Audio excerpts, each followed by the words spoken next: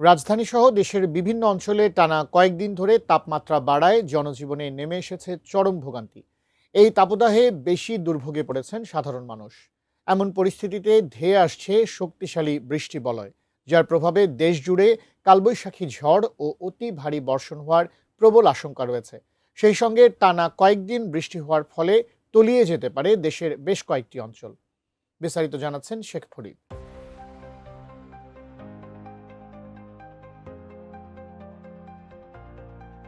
ধেয়ে আসছে শক্তিশালী বৃষ্টিবলয় ঝুমুল। আবহাওয়া বিশ্লেষকদের তথ্য মতে ২৬ এপ্রিল থেকে আগামী ৭ মে পর্যন্ত দেশের সর্বোচ্চ ৯০% এলাকায় এই বৃষ্টিবলয়ের প্রভাব পড়তে পারে। এতে দেশের অধিকাংশ স্থানে বজ্রসহ বৃষ্টিপাত, কালবৈশাখী ঝড় এবং কোথাও কোথাও ভারী থেকে অতি ভারী বর্ষণের সম্ভাবনা রয়েছে। এমন তথ্য জানিয়েছে বাংলাদেশ ওয়েদার অবজারভেশন টিম বা BWOT। সামাজিক মাধ্যম ফেসবুকে বেসরকারি আবহাওয়া সংস্থাটি জানায়, এটি চলতি বছরের পঞ্চম বৃষ্টিবলয় এবং এর সর্বোচ্চ সক্রিয়তা থাকবে ২৮ এপ্রিল থেকে ২ মে এবং ৪ ও ৬ মে। বিশেষ করে সবচেয়ে বেশি প্রভাব পড়তে পারে সিলেট বিভাগে।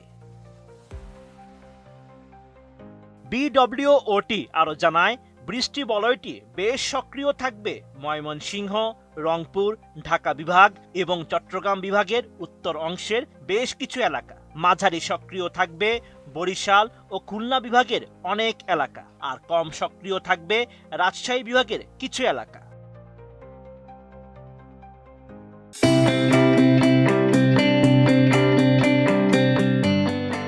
আবহাওয়া পূর্বাভাস অনুযায়ী ময়মনসিংহ ও সিলেট বিভাগের উজানে ভারতীয় ভূখণ্ডে ভারী থেকে অতি ভারী বর্ষণের কারণে আসাম ও মেঘালয় রাজ্যের বাংলাদেশের সীমান্তবর্তী পাহাড়ি এলাকায় পাহাড়ি ঢলের সৃষ্টি হতে পারে।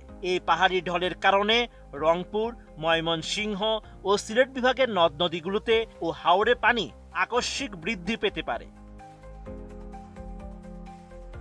পাশাপাশি একটানা ভারী বর্ষণের ফলে সিলেট, মৌলভীবাজার, হবিগঞ্জ, সুনামগঞ্জ, নেত্রকোনা, ব্রাহ্মণবাড়িয়া, কিশোরগঞ্জ সহ কয়েকটি জেলায় অস্থায়ী জলাবদ্ধতার আশঙ্কা রয়েছে। এই ভারী বর্ষণের কারণে পাহাড়ি ঢল ও পাহাড় ধসের ঝুঁকিও রয়েছে, বিশেষ করে সিলেট ও চট্টগ্রাম বিভাগের পাহাড়ি এলাকায়।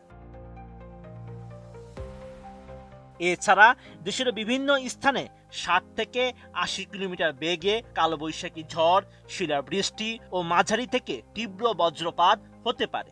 ধারণা করা হচ্ছে এই বৃষ্টিবলয়ের সময় বঙ্গোপসাগর উত্তাল থাকার সম্ভাবনা রয়েছে।